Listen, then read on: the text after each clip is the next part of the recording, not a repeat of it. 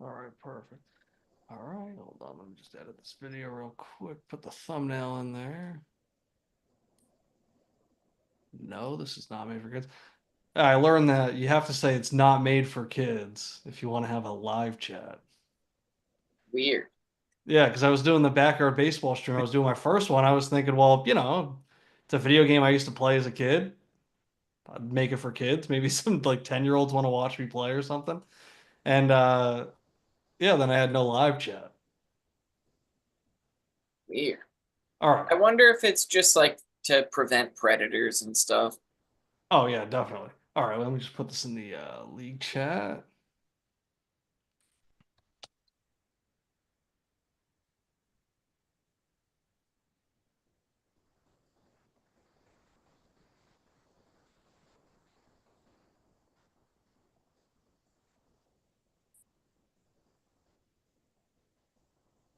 Thank you.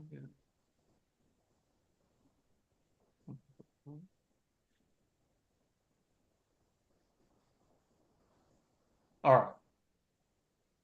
All right, let's do this. Wait, let me just pull up the stream real quick. All right. We are back, friends who ramble. We are doing the post-draft rookie rankings. We are less than 24 hours out from our draft. Is that correct? We are about 22 hours away from the start of our draft. I guess maybe once we all get in the room, because we're kind of do the same format like we're doing right now, where I'm going to send out the Zoom link. We will now be live on YouTube. When we do that, in years past, we just gone on Discord where we weren't able to stream that to YouTube and we couldn't record that or anything now. So we will have the draft live and public, just for the archives mostly. I doubt that anybody outside of the league will be watching, but maybe there will be some big reactions or some things that we can pull and look back on years from now if a draft pick is a steal or maybe something flops. But we got Amaral here, we got Frank here. Before we get into anything, and we are going to talk some patch draft as well. We're going to start with a word from our two sponsors, as always, starting with Sundog Multimedia.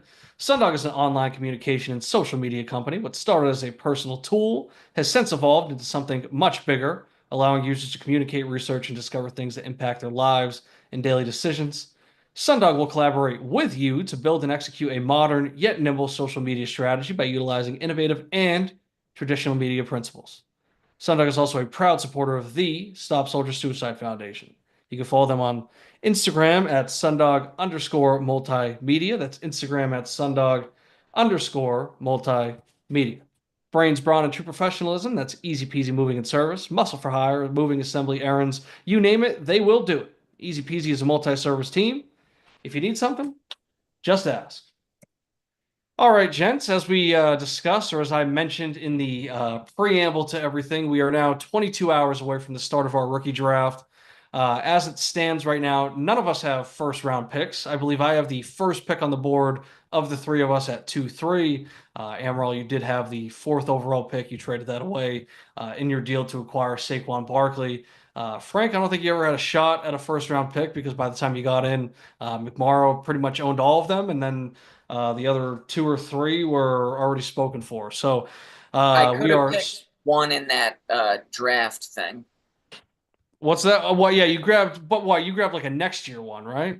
Yeah, but there was a 2025. I think it was the Oh, that's 12th right. It pick. was yeah, the Cucks. They picked that 12th pick, and Yeah, then they ended up trading it to um, the Zits, in that Terry McLaurin deal, which, I thought was a bit controversial at the time, and I kind of stand by that as well. We'll see how it ages. We'll see what that turns into. But, either way, I think that we have our rankings. We are going to run it back with our top tens. I didn't quite have a top 10 at the tight end position, but I think I did have maybe a couple more on the board than I did the first time around. Let me see. Yes, I added two more to my list. Amaral, you still have the full 10.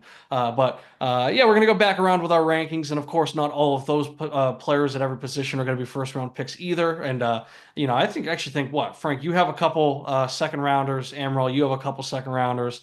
I yeah. have 2, 3 myself. So, maybe we can talk a little bit more of that mid round value, when we get into these rankings and everything. But first, I think we should just start with the Pats draft. I mean, when I had you guys on the first time, we talked about our desires for the Patriots draft, and now we can kind of give more of an honest reaction now that we're looking at the draft class. So I guess I won't read it all the way, but I will say we did start off with some offensive picks.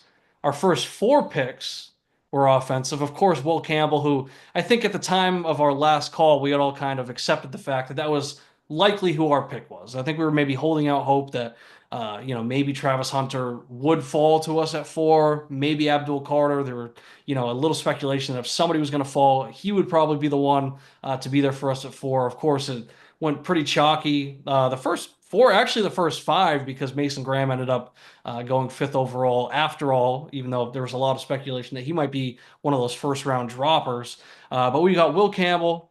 Then we followed up with what I would say is a surprise pick, and maybe we can start from here because I think we got all of our thoughts out with Will Campbell on the last call.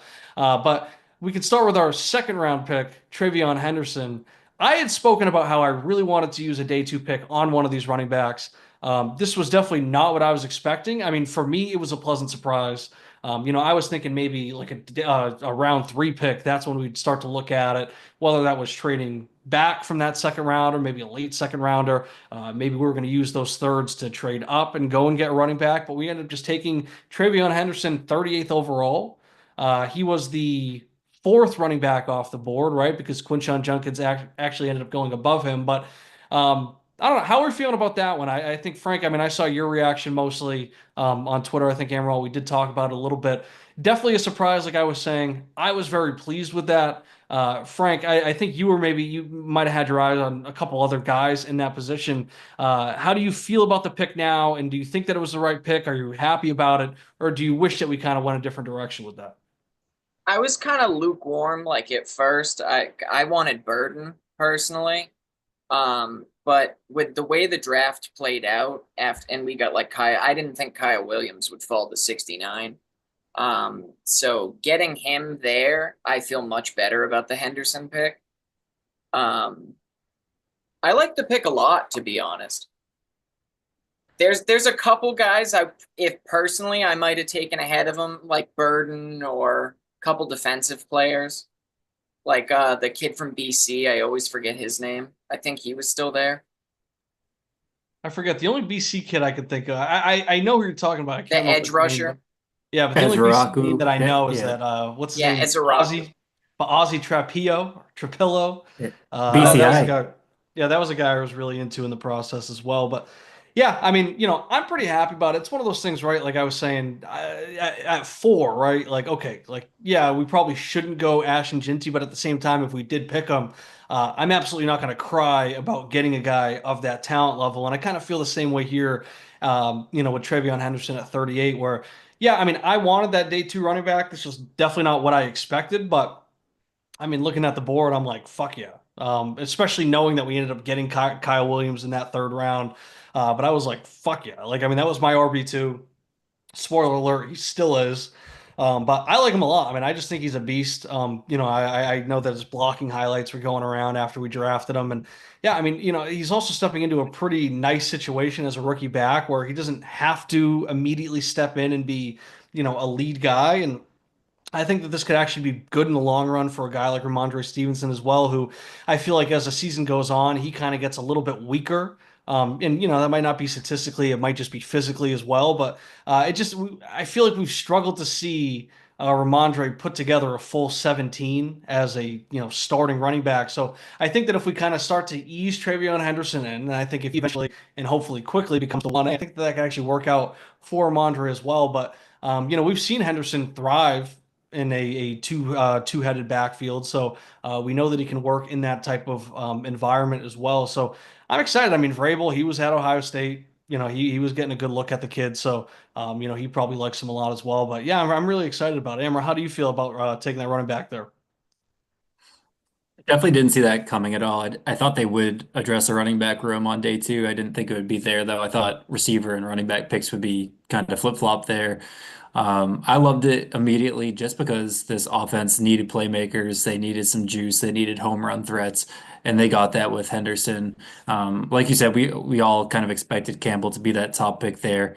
Personally, I would have been pretty pissed if they took Genty because I think they needed an offensive lineman. in the first round. I think they need to come away with a top tier offensive lineman and then address the skill positions, which they were able to do. And it's just kind of funny, like the Pats are, at least under Belichick, they were kind of all over the place and all over the map. And with this draft specifically, I thought with the additions they made, plus what they have returning on defense, that they were in a position to go offense heavy early, which they did.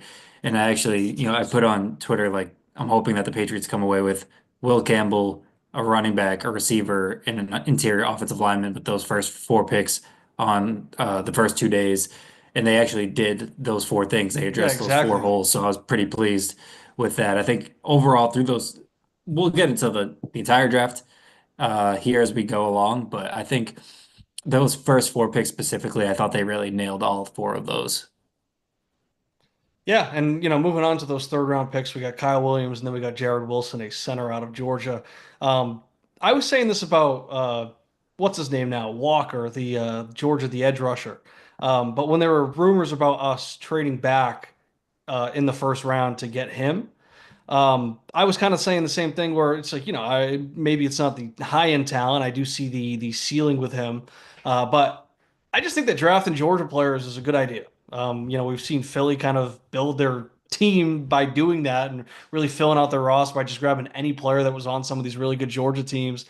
So yeah, we went out, we grabbed the center with Jared Wilson, and we had brought in Garrett Bradbury, a So former first athletic round too. pick. What's that? I said he's so athletic too. He's Oh crazy. yeah, I saw the tape of Jared Wilson where it's like, he's snapping the ball, he's like pushing somebody off, and then he's sprinting downfield and he's like a lead blocker for some runs and stuff like that. Yeah, so it's like, we went out and we got a guy where, I think that Bradbury can, maybe rehab his image a little bit. Maybe surrounded by a slightly stronger offensive line as we start to build this out. But I think that he might have just been on a bad supporting cast in the back half of that season with the Vikings, where I've talked about it with Darnold. A lot of people were talking about the offensive line he was going to in Minnesota to the one he was going to in Seattle. But when you really compare how those offensive lines were playing at the end of the season, they were actually pretty comparable. It was just that at the start of the year, Minnesota was very strong. So it is a little bit different, and maybe a change of scenery can be good for Bradbury as a veteran. But knowing that we have a guy in Jared Wilson that can, start working and doesn't have to play right away, but he can definitely push and get that job immediately. It feels pretty good. I'm not, like I said, I'm not going to complain about taking a Georgia player. I think fantasy wise, Kyle Williams is definitely, a big winner there and, maybe a little bit more relevant to the league as well here. That's a guy where when I'm doing these mock drafts, he's still so low. And I've seen on Twitter people talking about getting Kyle Williams in like the third round of their rookie drafts. I'll just say I don't think that's going to happen in our rookie draft. One, we're a Patriots league. And then two, I just think a lot of people picking in the range, in that second round, probably have a pretty high evaluation on him as well. But also just looking at it, I mean, I do think that Diggs is going to be pretty good for us. And I think that he can be pretty good for us early. He's been grinding, he's been working out, trying to come back from that ACL tear. But I mean, Kyle Williams, when you watch the tape, and he was a late riser, right? It was the Senior Bowl that he really started to come on. But he's also one of those guys where you start looking, you're like watching his tape from college, and you're looking at his stats, and you're like, wait, why were we not talking about this kid more earlier? And yeah, okay, third round pick. It's not exactly first or even second round draft capital. I think that there's always an opportunity in the next year or two, or maybe we do use a first or a second round pick, or just simply higher draft capital to get another receiver to go along with him, or maybe we do make a trade for somebody at some point. But I mean, I think for right now, the opportunity is there for him to step up in a wide receiver room where really Diggs is his only real competition. If he's not able to beat out a guy like Mac Hollins or a guy like Pop Douglas or Kayshon Boutte, then he's probably not very good to begin with. But Yeah. the opportunity is there, and like we need to throw more passes, and we need to get more quality targets out there, and we needed yak ability, and this is a guy that can catch the ball in the short to mid range and really take off with it. So I'm really excited about that. Frank, you've been really big on him. So how did you feel when we finally took him? I know you said that you thought he wouldn't be there for us at 69, and he ended up being there for us. So I'm sure you were pretty excited about that. Oh yeah, I was gassed. I thought he was like a top 40 player, to be completely honest. Like I would have been happy with him at 38. Um, but I think he can play on the outside too. That like a lot of people are talking about him like he's just like a slot receiver, like a quick, like as you said, like a yak guy. he's really good against press coverage. And I know the competition he played in college isn't anywhere near comparable to the NFL. He didn't play against a lot of like NFL cornerbacks, you know what I mean? Yeah. Um, but still, I think he's got like the skill set to be a legitimate X like receiver. Yeah, I mean, it looks really good to me. Amaral, how do you feel about him? I'm a fan of his. I mean, there was like real smoke, I thought, at least going into the draft, that Tennessee could take him early in the second to reunite him with Cam Ward. And I both like totally would have bought that if Tennessee had done that. So I think, again, he's one of the guys I kind of had in mind for that second round pick. I thought some of those receivers like Higgins and Burden, um, and Williams would be in the mix with that second round pick. Even Jalen Noel and like Noel and Williams both fell to the third round, but these guys I would have been comfortable with taking in the second round. So I'm happy that the Patriots are able to get Henderson in the second and then still be able to get Williams after, because if they had got Williams. If they had selected Williams in the second round, you're not going to get a running back anywhere near Travion Henderson in the third round. So it really worked out nicely for them, and they were able to add some real skill to this offense.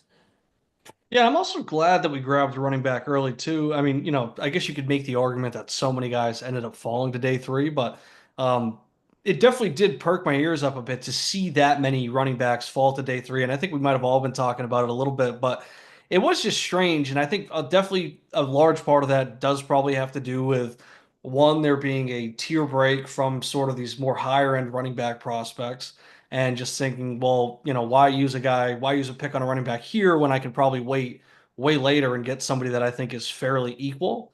But also, just the historically speaking and just looking at it from a fantasy lens, guys that go kind of in that range, I think it's like beyond like 100 or something, or in the early 100s, guys that go beyond that, they don't typically go on to have much fantasy success. So I do think that contextually there is a little bit more to it with just how deep this class is, but at the same time, seeing so many people fall to day three and then also not really go to the most appetizing situations where it's like, holy shit, like they're going to step in. I mean, I think of like an Ollie Gordon going and, now he's a backup in Miami behind A Chain, or, Dylan Sampson, a guy that I think two or three of us were pretty high on going to Cleveland. And, it seems like his ceiling is pretty capped.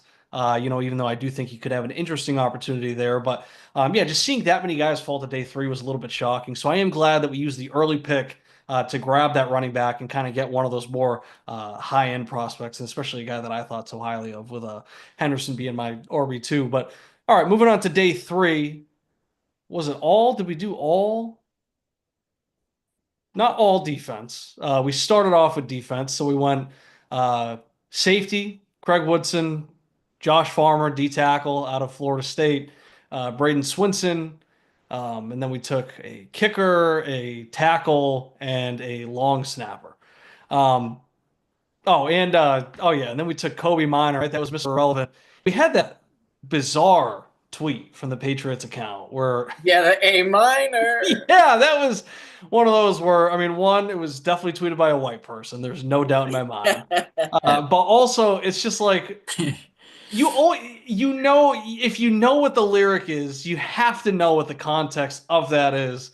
And just putting that out there is bizarre. And that is like kind of deleted tweet Hall of Fame because I had quote tweeted it with, some question marks. And then I went back the next morning and sure enough, underneath it was this tweet has been deleted. So that is definitely one of those up and down tweets where they were probably somebody probably got in their ear very quickly and said, you need to take that down because it's not generating a positive reaction from our fans. But that was just bizarre. I don't know if we have. I don't personally have too much to say on these guys. I mean, these weren't, especially on the defensive side. I wasn't getting too deep into the weeds with that.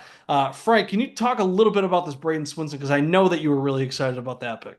Yeah, I loved the Farmer pick and I loved the Swinson pick. Swinson's like another guy I would like if we traded back farther into the second round, like I would have been happy with Swinson at like 50. You know what I mean? Yeah, Getting him at 147, I think, is insane 146. Yeah. to me. Like he could be a year one starter in the fifth round. Yeah, I mean, I was watching his tape, but I mean, he's coming out of LSU, right? He's SEC guy. and just seeing some, and I say tape, but I'm really talking about his highlights. But it's like, I mean, obviously he just looks unbelievable coming off of that edge, and it's like, we can definitely use a guy like that. So it's like hard not to get excited. And I mean, even just looking at some of the other guys, right? I mean, even like that Craig Woodson, it's like grabbing another safety. When we were getting a little bit banged up and had some issues there, whether it was Jabril Peppers missing time with legal issues or Kyle, why am I blanking on his name right now? Duggar. Kyle Duggar. I think he was mostly playing hurt, but he definitely took a step back with his play last year.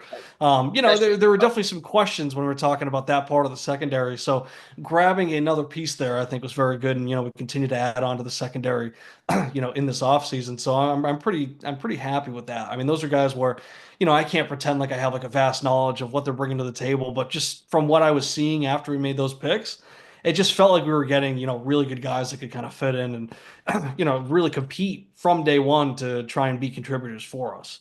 Amaral, you got any other comments on our day three picks? Yeah, I mean, I think like just like naturally everyone's drawn to the first couple days, and rightfully so, because I think they had four picks in this case, but you expect those three, four guys every year to be starters either year one or year two. And I think that's the case with all four of those guys. They're going to play an impact, they're going to have an impact and a pretty significant role on the team within the first couple of years. Day three, it's really tough to complain about D3 picks, but just like generally speaking, I'm totally against taking specialists at any point in the draft. Like I'd rather just hold a tryout with like three assholes from the UFL than draft a kicker. So I feel that. don't I don't like the kicker selection. Long snapper, totally useless. Taking a long snapper in the draft, I think, as well. But other than that, I mean, yeah, I don't really have many complaints about what they did on day three either. I think, or Woodson, I think I would have preferred to see a safety with a little bit more range, more of like that free safety center fielder type role. It feels like Woodson's just kind of comparable to what Duggar and Peppers already bring to the table. But overall, if we're grading the draft, I think it's probably like a B plus. Like I think it's really hard to get into like that A minus A range. So I'd probably grade it as a B plus overall. I think they did a really nice job. I feel you on the safety thing. I would have liked him to see like Billy Bowman instead. Um, Yeah, yeah, for sure. like more of a true free safety. But with just one more thing with Swinson, um, he doesn't have like elite athleticism. I don't think he's ever going to be like a top 10 like game breaking guy. But he's just so consistent. Like he's got good speed moves. He's got good speed to power. Like he's really versatile. I think he's going to be a starter for a while. Supposedly, he only fell because of like coachability concerns. Yeah, I saw something like he like would butt heads with coaches and stuff like that. And I don't necessarily care about that shit as long as you can, go out and get your job done. But also I feel like coming into a locker room with Variable, I think that he can kind of, I think that's a good coach that can work with that stuff. So Oh yeah. yeah, any types of concerns like that. If we were to pick a guy to try and sort that out with the Blairs, it's like, I feel like we could do a lot worse than what we have. So um all right, we got any other thoughts before we move on to our updated rankings? Oh, yeah, Farmer. That I think was a steal too. He'll immediately be the third guy in the rotation for our defensive tackle situation. And if Barmore ever has like health concerns, I think he's good enough to like immediately be a starter. He's not going to be a star either, but like I think he could be like a very solid starter. And I think they'll need him. I think that's like kind of a sneaky important role is that third defensive tackle. You mentioned Barmore's health, but also Milton Williams has only been a rotational player to this point, Oh so yeah. I'm not like fully convinced he can be an every down guy. I do like Tonga though, one of the free agents they picked up. Yeah. But Farmer's got I think it was like 34.5 inch arms. Like he's got really, really good length. Surprisingly quick too for being 300 and like 10 pounds or whatever he is. I like it. Yeah, And I like to that what you were pick. saying about Milton Williams, I like, everybody's talking about, oh, we gave him all this money and, he was just thriving, in that rotation with the Eagles players. And, I understand that D line and, what they were bringing with the linebackers and everything too was like really elite, just like all the pressure that they were able to bring. But I mean, the Pats have some guys too. So it's like, if we can build out a strong enough rotation there ourselves, then, even if we're not getting 100% of what Milton Williams was in a pretty perfect situation in a contract year, if we can get like 80% of that, and I'm just throwing a number out there, but if we can just get like a vast majority of what he was bringing alongside, Keon White and Christian Barmore and, with Robert Spillane in the background and everything like that, I'm pretty happy with that. I mean, I was listening to Milton Williams on Chris Long's podcast and just him talking about what he learned playing on a championship team and what he's bringing to the table. I don't, obviously with what you're paying him, you would like for him to be your best player, but I think that if we can get most of what he was giving us production wise, as well as some leadership that I think we really need in this locker room, then I think it's well worth it to me. So, I'm looking forward to that. And, hopefully Barmore is healthy because I think if he is, then, I think we're working with a pretty scary defense. So, I think it's more just, I want to give the Pats defense a little more credit than I think they're getting. It's not, I understand that it's not necessarily the Eagles Super Bowl winning defense, but, But it's nice. I think Milton Williams could have gone to a lot worse of situations. Oh yeah. And Well, I speaking of Williams with his rotation, that's one of the I mean with his rotation with the Eagles only playing like 50% of the snaps. That's one of the reasons why I was hoping we drafted Mason Graham at 4. That would have been a scary fucking rotation. Graham, Milton Williams, and Barmore.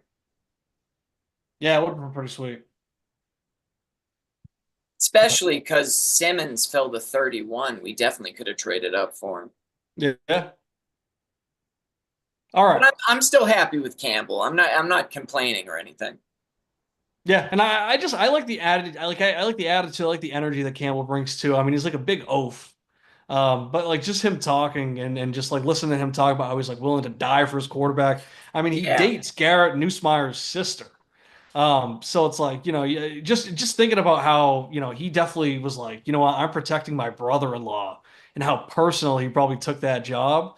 That just So fires me true. up. I mean, I think that it just sounds like he's really taking all this stuff to heart. And I don't think in a bad way. I think it's a good chip on the shoulder, but all the criticism that suddenly was getting tossed on him throughout the draft process. I think that he's really, some guys might hear that and kind of break down from it. I think he's kind of embracing that and he really wants to go out and prove that wrong. So, we'll Yeah, see. I good. mean, but yeah, coming away from this draft, I'm very happy, and I think a lot of it too is just by comparison to some of our last. I mean, we've never really had like exciting draft classes, Um, I look back at even years where it's like you look back and oh my God, we got this guy, we got this guy. It's like yeah, I mean, okay, we got like Hightower and stuff. It's like that was dope, but it's so much easier. Like, when have we had like an exciting offensive class outside of like Gronk and Yeah, Aaron I was gonna Hernandez? say And that was the last one.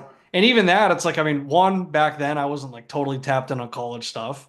And then two, Gronk was a second round pick, right? And he had the back issues and all that stuff. So it's like, it wasn't exactly like, oh, we're going out, we're getting like these like crazy, crazy guys. So I feel really good about this stuff. And yeah, I think that it was just after some really down years and some really bad drafts, it feels like we're actually going in the right direction. So it's easy to get excited about that. But well, it's just nice that like they've again, it's an entire regime change here, and it's probably real. So I think Belichick was making the picks 2 years ago, and then I think that transitioned to more Wolf last year. But I think this is really a Vrabel and Cowden draft. So I think it's really three regimes in 3 years making these picks. Um, but it's just nice to see them do things that like the consensus would do, like a normal fucking NFL team would do, and yeah, not take Cole Strange in the first round and Tyquan Thornton in the second. Like they Yeah. actually made normal fucking picks, which was Oh, pretty the cool to see. with Pickens sitting right there, that killed me. Oh my God, it's so fucking annoying. yeah, and it's like It's, part of it too is some of it's like oh well I wish that we just figured the fuck out last year, but I did appreciate Elliot Wolf being honest and saying yeah last year we kind of weren't really organized, and Vrabel came in and cleaned a lot of that process up, and it made things much easier. So of course you kind of hate to hear that, knowing the mistakes that we made last year and the players that we passed up on. But at the same time, I think that it's not always worth being so pessimistic, and it's also worth being a little happy that what, it sounds like at least moving forward we have accepted those mistakes, we've acknowledged them, and we're working on them as well. And to hear that and then to be also be happy with our draft. I think I really appreciate that. So, all right, let's swing it over to the rankings now.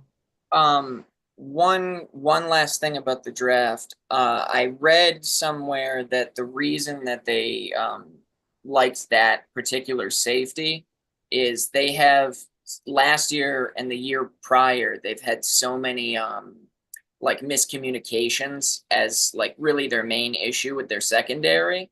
And I guess he was like the captain of Cal's defense or the captain of their secondary. He was the guy in charge of all the calls. So I think they're hoping he can help out in that department. I like it.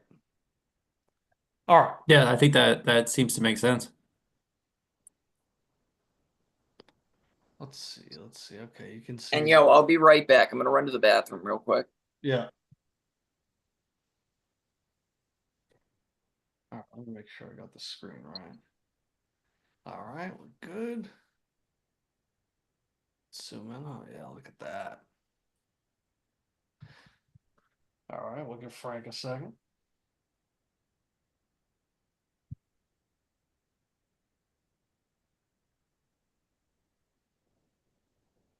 Let's see. Okay, hold on.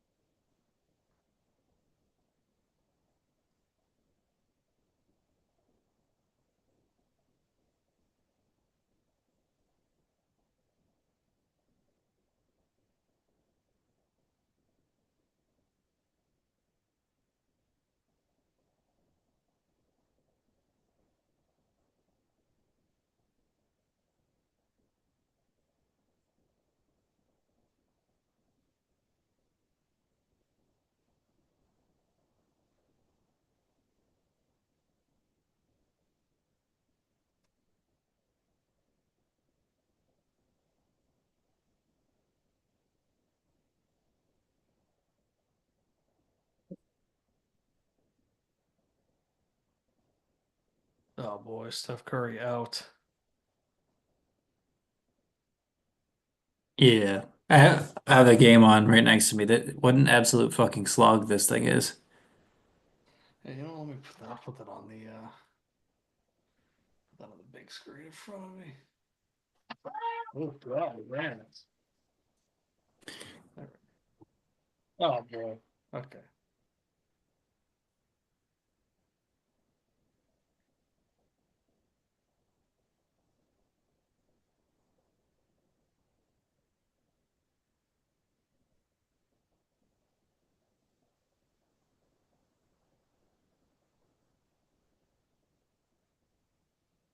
Letting Draymond have 16 points before halftime is like pretty gross.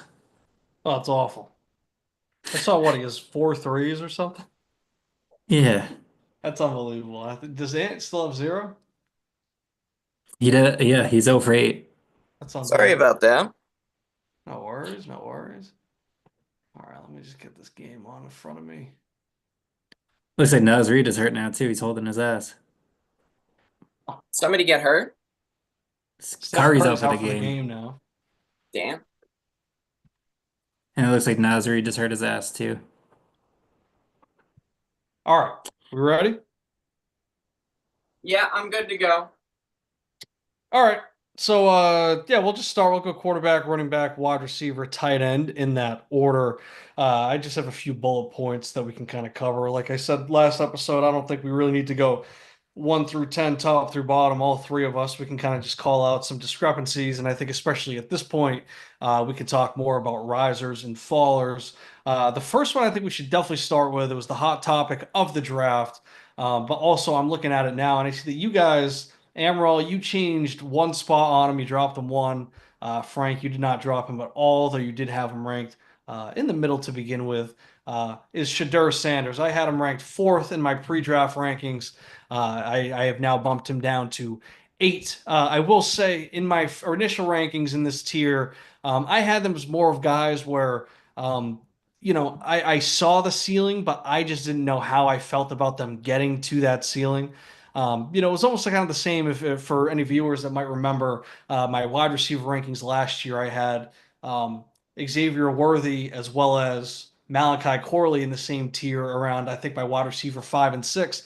And my caveat with them was that I needed to see the situation that they ended up in before I could really make a full assessment. And of course, Worthy goes to the Chiefs, where I love that. And Corley goes to the Jets, where while there was opportunity, I was not very much excited about that situation. And of course, we saw how those rookie seasons played out for both receivers. So it was kind of the same with Sanders and Dart. And with Dart, I guess I'll actually start with him very quickly, but he ended up in one of the few situations that I actually love for him. I was talking to Wallace earlier this week, and I was saying how it's similar to last year, where with Bo Nix, I was not huge on Bo Nix unless he went to Denver or the Rams, and I might have had like another team or two. But of course, he ends up going to Denver. I really liked him there with Sean Payton, especially kind of being handpicked as Payton's guy. And of course, we saw how his rookie year panned out. But Jackson Dart in New York, it does actually get me a little excited for him. I was not huge on him. I watched Gruden's QB school with him, and of course, he came across as a little bit of a He's dummy. so Uh, dumb. yeah, Yeah. he couldn't do this. He had no snap count, all that stuff. But it was pretty funny. But also, like, obviously it's hard not to see the tools there. It just depends on how confident you are that he can actually unlock those tools and then work his way up to that ceiling. And I feel like the Giants actually are a pretty solid spot if he were to hit that ceiling. I'm still not totally sold on him getting there, but if he were to end up in a spot that could unlock that, I think that Dayball is a guy that can do that. This is Dayball's first actual quarterback of his, of course, because he came in while Daniel Jones was already under center for them. So that wasn't like his guy that he had picked.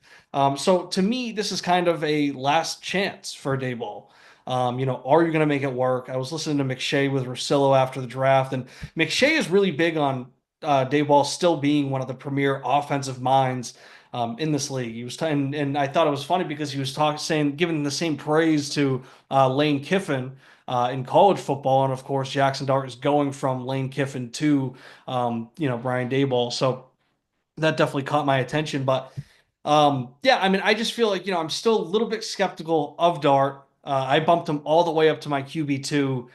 just because he's the only other first round quarterback. The Giants did trade to get him. We didn't really get great spots for a lot of these players in terms of just a pathway to starting. But yeah, I think Dart kind of moved up my board by default. And then, like I said, if he were to unlock his tools and reach his potential in any spot, the Giants would definitely be at the top of the list for me like that. And, it's not a bad thing to potentially be locked into throwing to Malik Neighbors for the next X amount of years. But we don't have to talk too much about Dart because it doesn't look like you guys had too much motion on him.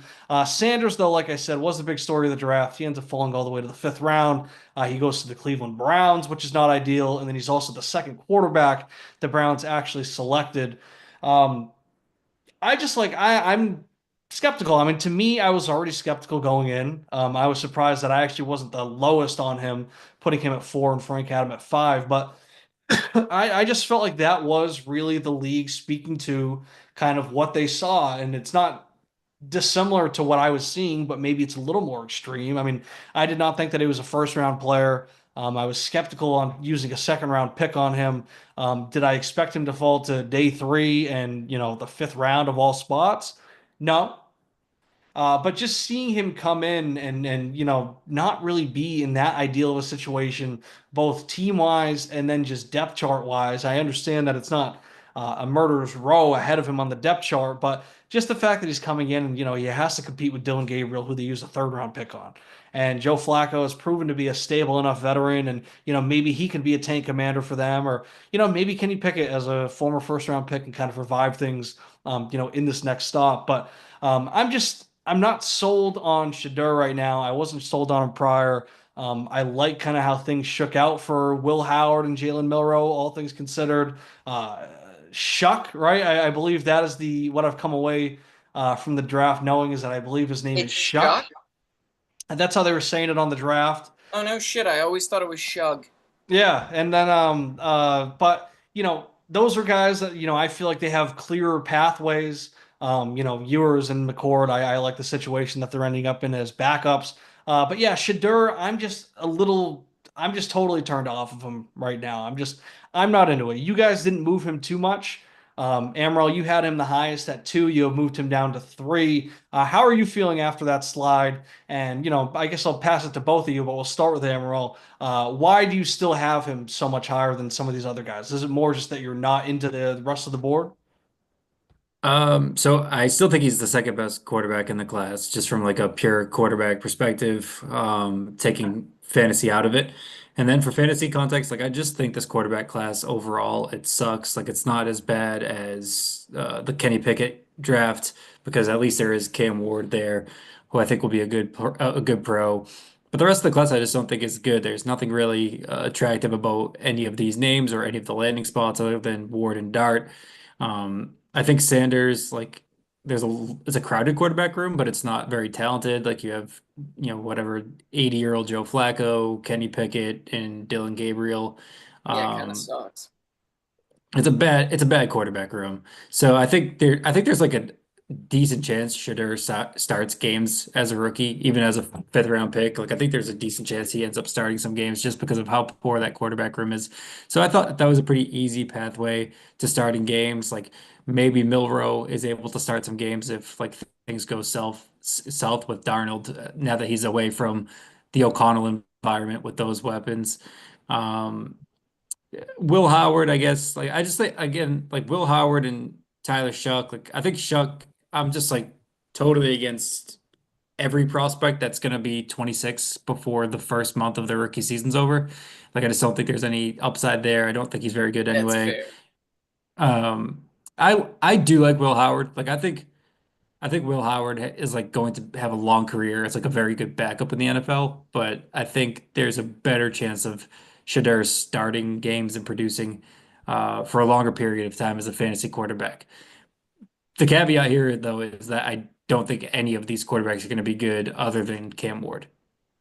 Well, touch on Will Howard because I see the chat is actually asking for some insight on my Will Howard at 3 ranking. I obviously liked him pre-draft. I had him ranked at 3 there already. I liked him on Gruden's QB school. I will say I'm a Gruden Kool-Aid drinker, which can be a problem because Gruden himself is a Kool-Aid drinker. And he kind of buys into anybody that is willing to work with him and show that they love football. So that can put me in maybe a weird spot there, but I just like him. I mean, he's got good size. I liked him a lot at K-State. I think that I kind of had some, tinted lenses on at Ohio State just because I'm not a huge Ohio State fan myself. Personally, that's one of the teams that I lean towards hating usually. So I think I kind of turned myself off and I kind of forced myself to look away from him. But size, he can run. And I also just like the spot he's in Pittsburgh right now. I mean, what is he competing with at this moment? Mason Rudolph. I'm not scared Yes, away from Mason him. Rudolph. Yeah. And then, maybe they bring in Aaron Rodgers. We're looking at a 1, maybe 2 year deal. But I think overall, I mean, as it stands right now, Will Howard's in a decent position to potentially get starts as a rookie. So, I like him for that. And then, it just, I understand that he went, I think like sixth round, but I mean, there also is that perspective in the draft where if you're not going to get a quarterback in the first round, or I guess even the second round, those guys tend to just slide a little bit. And that's kind of what happened to a lot of these guys. I mean, Quinn Ewers going, I think in the seventh round, that was a bit ridiculous to me as well. But yeah, I mean, there just wasn't anything that went on in the draft to turn me off of Will Howard. If anything, I really came away from that. I didn't love the draft capital, but I like the landing spot. I like the opportunity that is being presented to him right now. And I like the player. I mean, he's a big guy. He can run. I think he, especially from a fantasy perspective, he brings things to the table that you want to have in a player. And he's also a winner. I mean, he goes to Ohio State and he wins in his first season. And, you can say, oh, well, he went to this great program, but that was a team. I mean, they did lose to Michigan. People were really counting them out. And, Ohio State, they're not a championship factory. They're not, dominating every single year. They're not on a Georgia or an Alabama dynasty like run. So, not everybody steps in, and then just wins a championship with them either. It's not that automatic with them. So there was nothing that happened in the draft to scare me off. And then it kind of is a little bit too, like you were saying, Amaral, just looking at the board from a fantasy perspective, there's not a ton that's getting me totally excited, on this board. I like what Milrow can do if he gets the opportunity to play. Him going in the third round when there were first round rumblings about him, and he got invited to be in the green room and all that. It's kind of fucked up that he got the invite and then he ends up going in the third round. But I kind of kept that top. I guess I changed the top four a little bit because Dart wasn't initially in my top four, but I kept that top four mostly in place. Just switched up the order a little bit because these are the guys that I think have the best fantasy opportunities. As things stand. And then talking about Shuck. I mean, I think someone's going to get potentially really good value out of him in this rookie draft just because I'm not really sure when I'm doing out this mock draft. I don't know if I see space for him going in the second round. If you're going to get a second round quarterback that could be the week one starter in like the third round of a rookie draft, I don't really care what you think of him beforehand. I mean, when you're looking at what's on the board around that, you just might as well. And, one thing that I will say, spoiling my upcoming mock draft, is that for a team like McMorrow that currently has so many third rounders, I think you might as well just throw darts on some of these quarterbacks and hope that somebody hits. Because we've seen, years where quarterbacks get hurt all across the league, and all of a sudden we're 40 quarterbacks deep on a season. And it doesn't hurt to have one of those guys because maybe they can turn into something that you can flip for a short term prospect. Maybe it turns into a guy that you can lean on long term. So we can see. I mean, Brock Purdy was a seventh round guy that is now about to get one of the richest contracts in NFL history. So, I think that late in the draft, taking dart throws on guys that could have opportunities to play quarterback, I think is just a smart way to go about it. And getting Shuck potentially in the third round is just crazy to me. And I'm not even that big on him, but. Frank, I mean, you didn't have much change on your board. I feel like you kind of touched on it a little bit, but do you want to walk us through your rankings a tiny bit and just why you kind of kept things all the same? Is it kind of what Amaral was saying, where you're just kind of standing by your rankings and maybe looking at the board? There just wasn't anything to really get you too excited to get any movement. Yeah, it really comes down to I don't like many of these guys. I think most of them are backups. I think Howard's got a chance. I think Leonard's got a chance with his situation. Um, Gabriel has a chance maybe to start early because they seem to like him more than Sanders, but I do think Sanders is going to take that job. He's just better. Gabriel is not very good in my opinion. Um, but really, I think the only two guys that are going to end up being long-term starters are Ward and Shug. I moved Dart up to three because he's in a good spot. Milrow, I don't think he's ever going to amount to anything, but if he can even be a starting, like if he can be average as a passer, he's such a good rusher that fantasy wise, he's going to be great. Um, and then Sanders, I do think I agree with him. It's a crowded room and they don't seem to like him, but I just think he's better than everybody else on that team. Speaking about the Browns, I will say credit to me. I was scrolling DraftKings Sportsbook after the draft, and I saw a season special quarterback to take the first snap for the Browns in the regular season week one. Flacco at the time was 12 or 13 to 1 odds. That stood out to me because the way I see it is that he's either going to be starting week one or he's going to get cut because one of these rookies is able to win that job. I pass it along to Stephen Shea. I DM him. I say this is pretty crazy value. Shea tweets out the pick. The bet gets taken off the board, and now Flacco went from 12 to 1 to plus 130. So I kind of feel like Jared Venett in the Big Short. Like, I'm not the guy that was maybe making the plays. I was the guy that found the market inefficiency, pointed it out, passed it along, and a lot of people were able to take advantage of that. I was able to get in on the odds myself as well, though. But credit to me for exposing that big hole in the market. I mean, making a bet move like that, that's pretty crazy. I Weird. mean, it couldn't Yeah. happen without Che tweeting it out, but being the guy to find that, it felt pretty good. But That yeah, is I mean, dope. yeah, I mean, just overall, it's not something this class just isn't something I'm too crazy about. One guy I did have marked down, Amaral. I'm curious if you're kind of looking at it from the same perspective as myself. But Curtis Rourke did make a debut on both of our rankings. Um, I see a seventh round pick from the Niners. I've seen, it seems like the Niners are kind of becoming QB rehab now. I'm a little interested in it. He was a gamer for Indiana. I don't know, I think he's maybe is he a I don't know how big he is actually. I shouldn't make any comments on whether he's big or small, but he was a gamer. He was at JMU with Kurt Signetti, and then he follows him to Indiana, and of course Indiana now goes from being, they're historically they have some of the most losses in college football history, and then they put together a really good season to make the playoff and everything. So I'm interested in gamers like that. It's kind of the same reason I like Will Howard. And then he just ended up in a really good spot. Is that kind of why he made it onto your rankings as well? You had him all the way up to 8. Yeah, that's exactly like landing spot. If things go poorly with Purdy, if Purdy gets hurt again, like Purdy's going to get that extension, which is gross. But if he gets hurt again, then I think Rourke's in a pretty good spot to take some meaningful snaps there in a good system with a good offensive mind.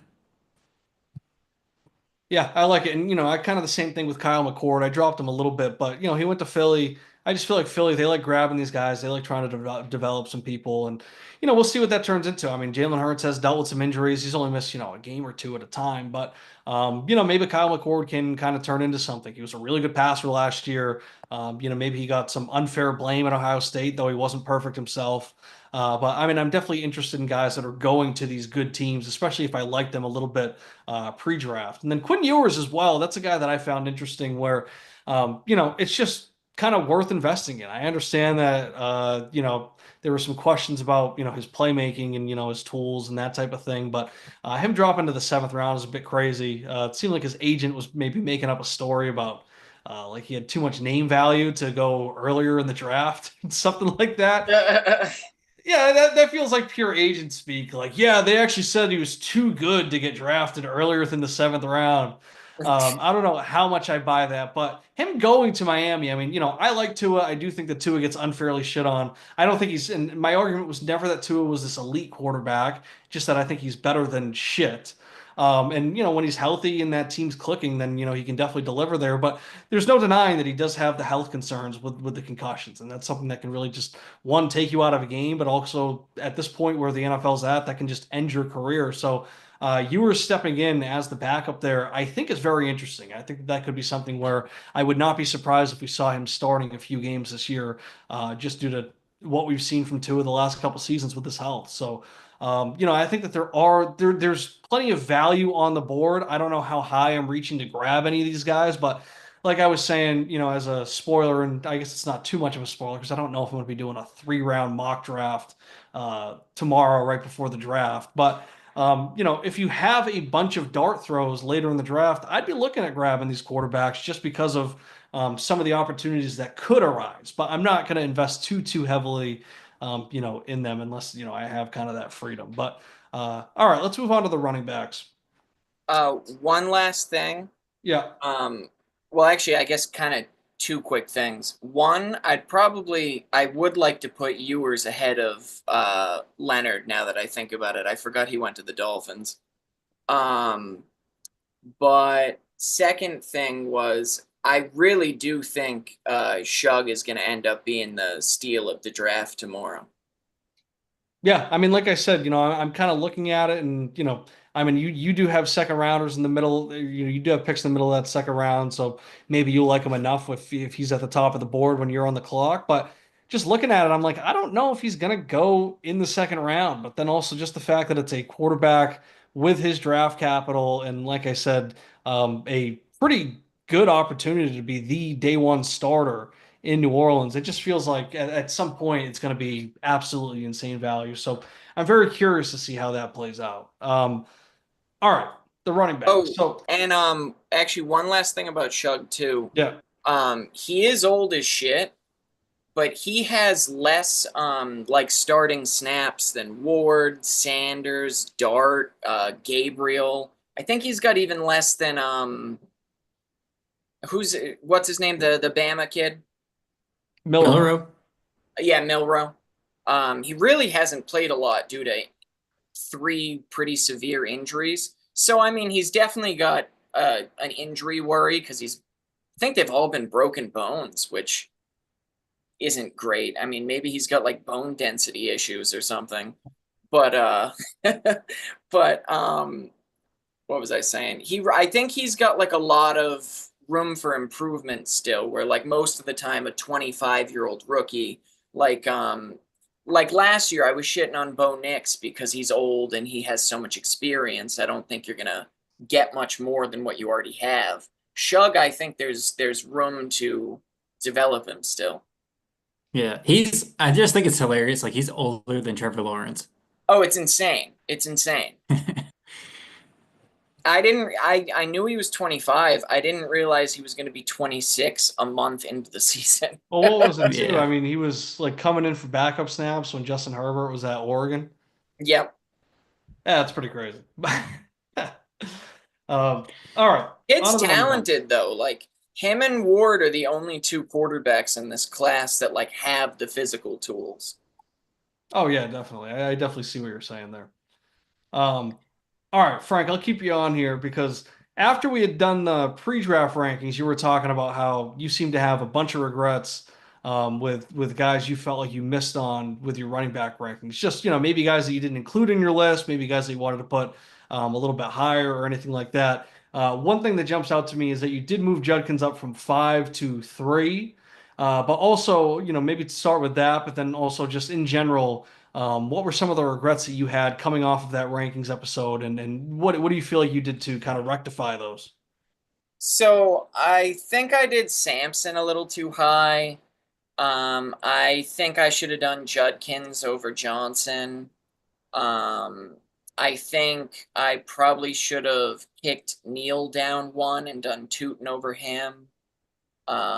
Harvey probably should have been low in my top 10. Um, that's pretty much it. Oh, and Giddens. Giddens, I probably should have tried to work in there instead of maybe Neil or Samson. Yeah, I mean, you were texting us after, and you were kind of saying all the same stuff too. We were like, "Oh man, I can't believe I missed that guy. I can't believe I missed that guy." The Judkins. more I've So, watched Giddens, bro, he's really good. He's not in the best spot, but I do think did he go to 2026 he Indianapolis? actually could be a starter. Yeah, he's He's in on the India. Yeah. Colts. Yeah. But like Where was he? Jonathan Was he Taylor, I think his K-State? contract's up next year. K-State. Yeah. All right. Yeah. Yeah, yeah. Okay. Yeah, yeah, I'm picturing him now.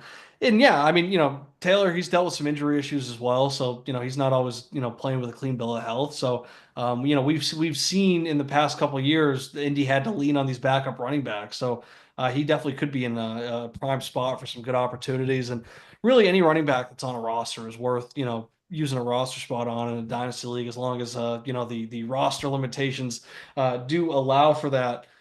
So Frank, you had moved Judkins up a little bit. Amaral, you have him as your RB2. I moved him up from 5 to 4. I was definitely surprised to see him go ahead of Henderson. I was too. And I also, there it was a little weird that they Cleveland doubled up on quarterback and running back, and they took that. But I will say, I mean, I'm blanking on the coach's name right now. Kevin Stefanski, they have been at their best when they've been leaning on that two-headed running back attack, especially when it was Nick Chubb, who, granted, when before his injury, he was consistently one of the best running backs in the league. But when they had Nick Chubb and then, Kareem Hunt when he was a little bit younger, that's when Cleveland was playing at their best and, fighting for playoff spots and, winning, 8, 9, 10 games, whatever. So, I think that they want to go back to that. And, they had to kind of strip that away. That's when they fired the who was our OC last year? AVP, when they Grant fired him and Pelt. Pelt, like that yeah. whole offensive staff after making the playoffs with Joe Flacco as their quarterback. It seemed a bit ridiculous, but that was because they wanted to really tailor things to Deshaun Watson's play style, and of course that was just a absolute failure. So I do think that they are trying to get back to that. So Dylan Sampson, I moved him down, or no, I actually moved him up. One after my in my post draft rankings, but while the draft capital wasn't quite where I wanted it to be for him, and, of course, I would have preferred that he ended up in a spot where he would be the RB1. I'm actually not really scared away from him just because I do think that they might be trying to bring that type of two-headed attack back, and that might limit his ceiling. But I also think that, knowing how they've been able to make that work, is interesting, and I'm definitely intrigued by that. But, I saw the thing where the last time that two starting running backs from a college team got drafted, in the same draft was when the Pats took Sony Michel and then the Browns took Nick Chubb. And of course, we take Trevion Henderson and the Browns took Quinshon Judkins. So, I Oh, wish that I is didn't funny. see that, but at the same time, I'm a big Sony Michel defender. I mean, he was unbelievable as a rookie in that playoff run when we won a Super Bowl. So, in some aspects, you could say that was still a well-spent pick, but some people might argue that. But Amaral, you had what was I just looking at?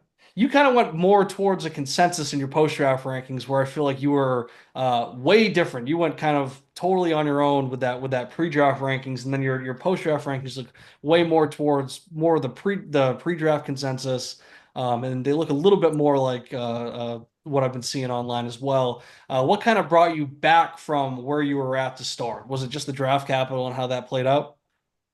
Draft capital and landing spots. Like I still am a fan of DJ Giddens, and if if Taylor's potentially going into his final year or final couple years here, I think there is a chance that Giddens gets on the field, um, and can be a difference maker in the NFL. But I just think the draft capital is too tough to ignore here with both Smith and Giddens. The reason I have Smith still in the top 10, even though he went in the seventh, is that landing spot in KC. Like Pacheco looked terrible coming back from the injury last year. Andy Reid's going to find a way to get his best skill guys on the field and utilize their skill sets appropriately. So I think that's why I still have Brashard Smith in the top 10. But overall, I think the landing spots uh, paired with the draft capital is just too tough to ignore, especially at the running back position where a lot of the time these guys don't survive day three, especially late day three draft capital. Yeah, Oh, Rashard Smith and Ollie Gordon are two guys that are probably the last two out on my rankings. And just because I actually do think that they could slip into, pretty decent roles, and especially Rashard Smith, because I'm not a big Isaiah Pacheco guy right now. And, of course, Kareem Hunt's not a guy that's necessarily, scaring me away from that either. So that's definitely a guy that I would, if we were expanding this list a little bit, they definitely would have been on it. Two guys that I added to it were Jarquez Hunter and Woody Marks. And Hunter, he's kind of become a hot name ever since he got drafted by the Rams. They did Yeah, I like trade. him. No, or I'm thinking of Woody Marks that they trade the Texans. I'll get to him in a second, but Hunter, I mean, he brings explosiveness, he brings speed. Kyron Williams has obviously been great with the touches, and I shouldn't even say he's been great. It's just that he's gotten a bunch of touches and he's been able to be pretty efficient when when he's getting these carries on the goal line. But he's not a guy that gets a bunch of 10 plus, 20 plus yard runs. They are definitely lacking explosiveness in that backfield. So I mean, I could definitely see Hunter being a guy that gets worked into the rotation, at some point. And I will say I am a little skeptical of even saying that because how often do McVay and the Rams go with a rotation? But Williams is a guy that's dealt with some injury stuff as well. He's been playing banged up. He's missed a game or whatever, and but at the same time, I think Hunter can bring an extra level to that, and we'll see at least in training camp if he can beat out Blake Corum and maybe surpass him on the depth chart. So I'm interested in that.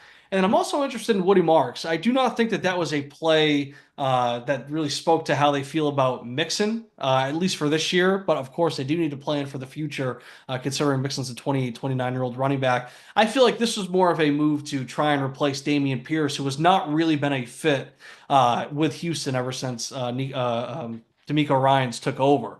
So I do feel like that was more of an RB2 play for them. But Woody Marks, he can bring receiving, work to that team.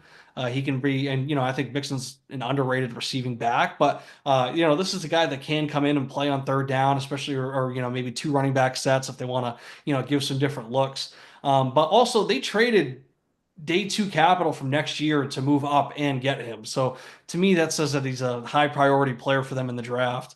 They really wanted to get him. I liked him at USC. So, as my 9 and my 10, I just find them interesting. So I wanted to include them on the board because running back's all about opportunity. So, if you can get on the field at any time, whether that's by injury or that's through receiving work or something, you provide some value. And like I said at the start of this, any running back that's on a roster is worth rostering just because you never know when that opportunity could arise. I mean, even a guy like Sean Tucker, he got a spot start last year and he put up 36 points or whatever he put up. So you never know what those opportunities, what those carries, what those touches can turn into. You got anything else, Frank? You got anything else you want to call out with the running backs? Yeah, with Brashard Smith, who is the pass catching running back that used to be on the Chiefs a couple years back that ended up being like a really good fantasy option? Um, I can't think of his name Not but I Tevin really Coleman, I but Oh, it's it was Jarek McKinnon. Jared yeah, McKinnon. Yep. McKinnon. Thank you. I appreciate it.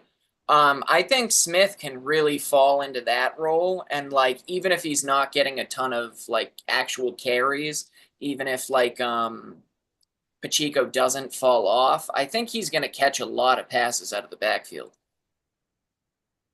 Yeah, I mean, I think that he and maybe just by saying this, I should be bumping him up in my rankings to some extent, but I do think that he can be a guy that just like Pacheco, his rookie year is suddenly shining in camp, and you kind of say, well, he's a late draft pick, like what's he really going to be?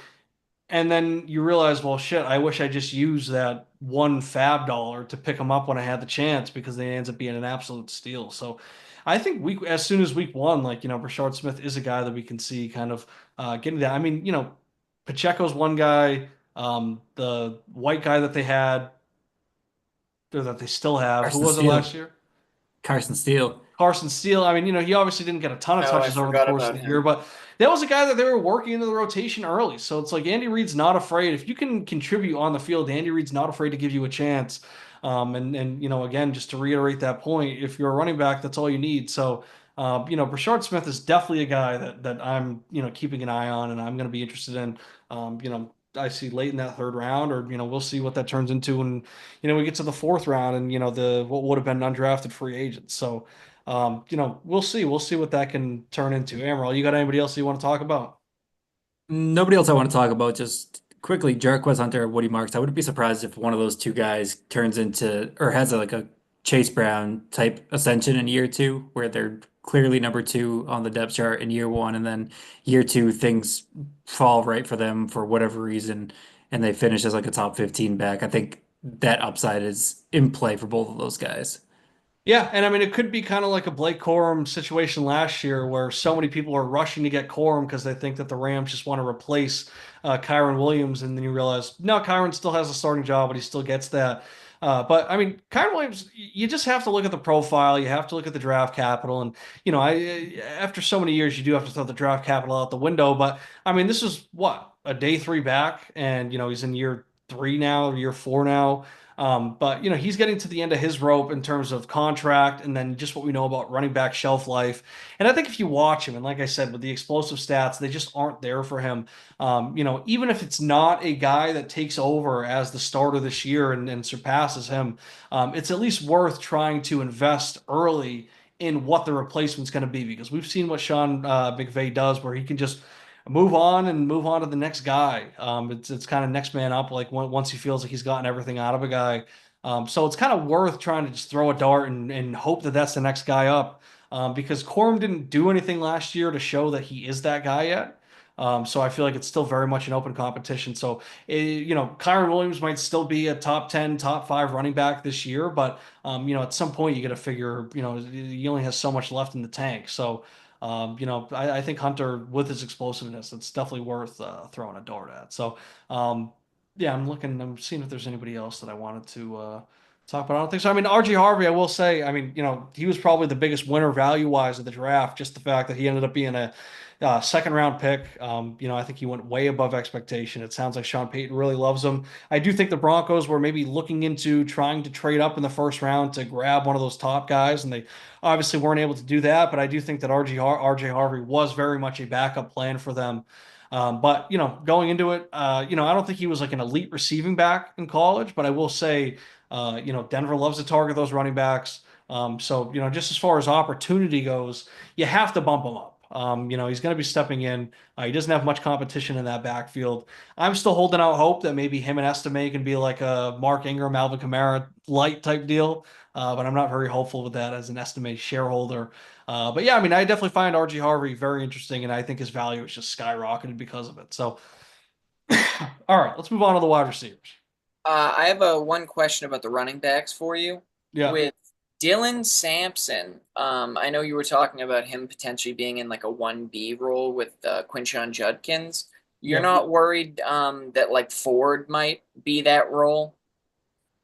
I think I he think could Ford's gonna be. I get cut, just, to be honest. I think Ford, like statistically, he's been okay, but like when I watch him play, I just don't feel like he's like fantastic. I think that he's, and there definitely is a value and a skill that comes with breaking off the big plays, but I do think that Ford can get bailed out a little bit with a big play, in some of his better statistical games, That's where fair. otherwise he's largely underwhelming. And yeah, I don't look at Ford and think like this is like the guy that's, that let me look up his contract too.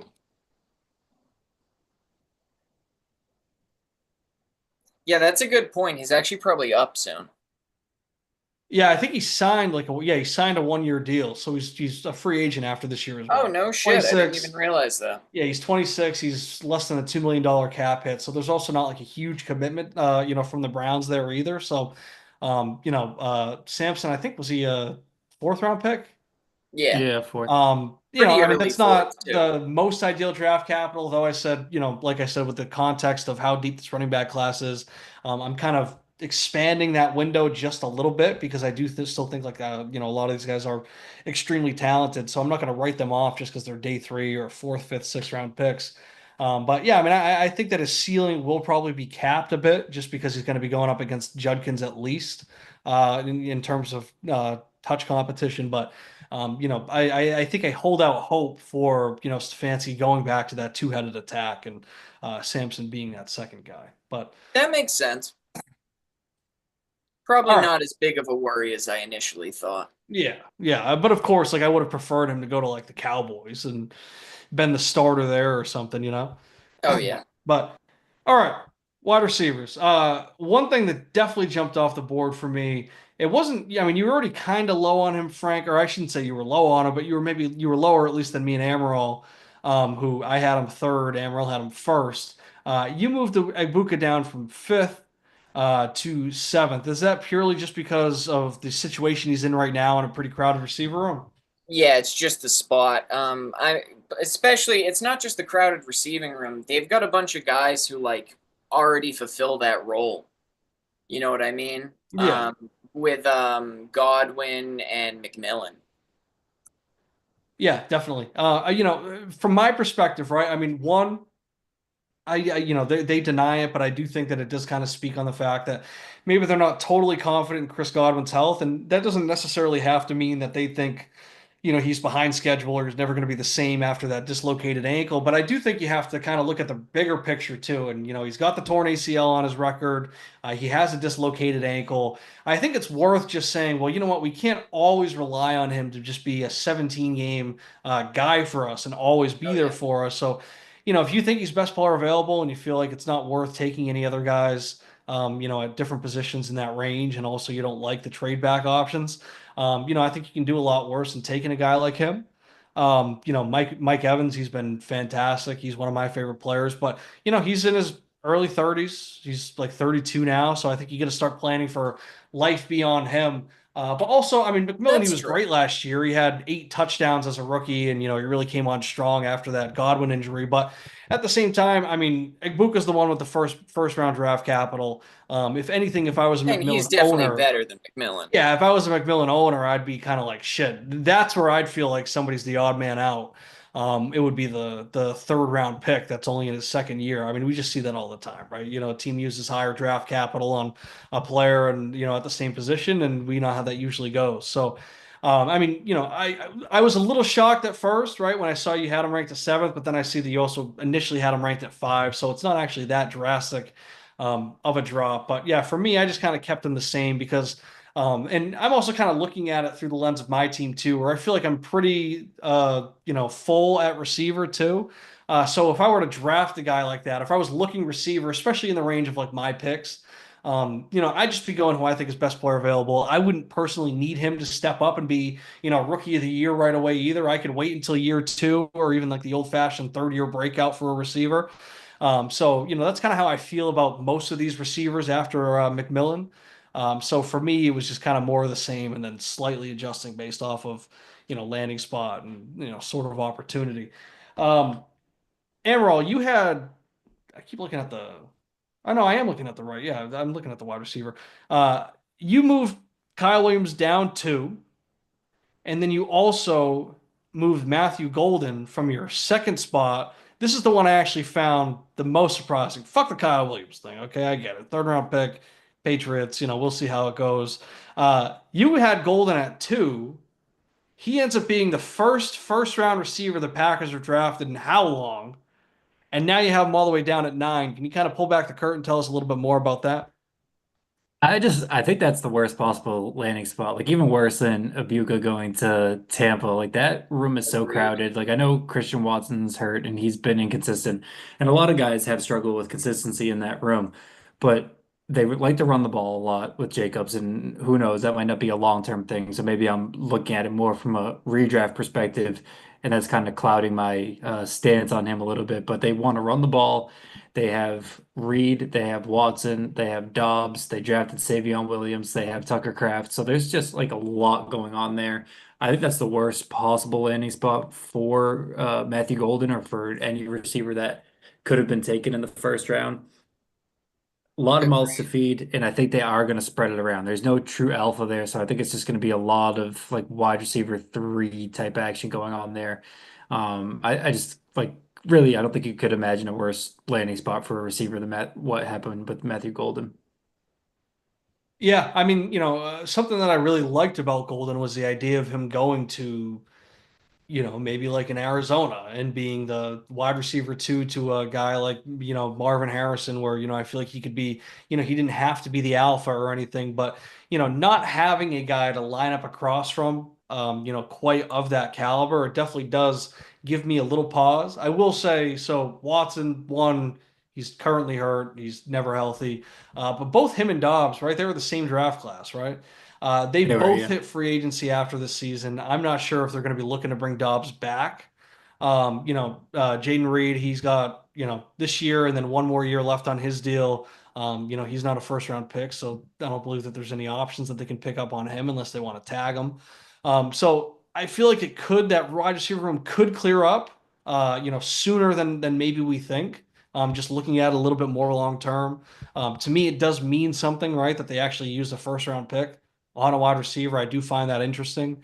But yeah, I mean, I'm curious to see how they use him in Green Bay, and then also just how he's able to operate. Because like I said, I liked him more as a potential 1B or just a high end wide receiver too.